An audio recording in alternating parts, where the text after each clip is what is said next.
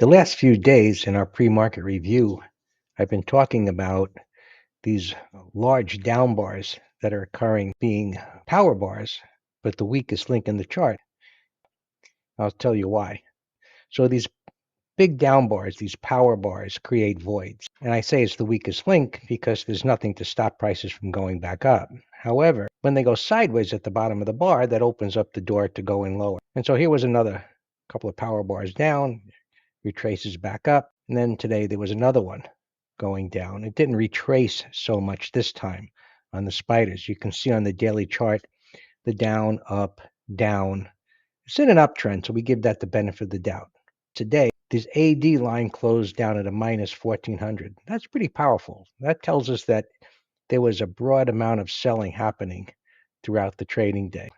Well, there's a few examples. The home builders are going down. If you look at the industrials, they really got shellacked big time today, but they're in an uptrend. It's really wide, but big bars like that have to be respected. Regional banks down at support. Let's look at the semiconductors that you've been holding up. So they got a big move up and what we call a void below. Here's the power bar down, and it goes all the way back up again. There's nothing to stop it. And we're going to see if this consolidates or whether it goes back down tomorrow. The Q came back pretty decent. And so again, power down, retrace up, power down, retrace back up. This wasn't a power down. It held up relatively well.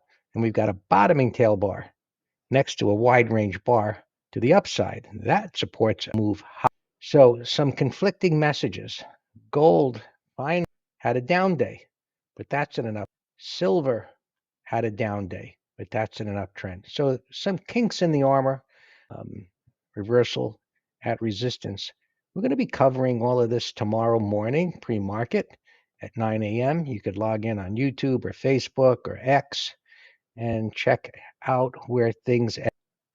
But maybe today was the straw that maybe broke the proverbial camel's back. There was a down move. The diamonds could not have been able to rally, but it's in an uptrend. So all of these uptrends get the benefit of the doubt, but how many times can it whip back and forth before somebody gives up and throws in the towel, buyers or sellers? We're going to see. Tomorrow might be the key day since it's a Friday.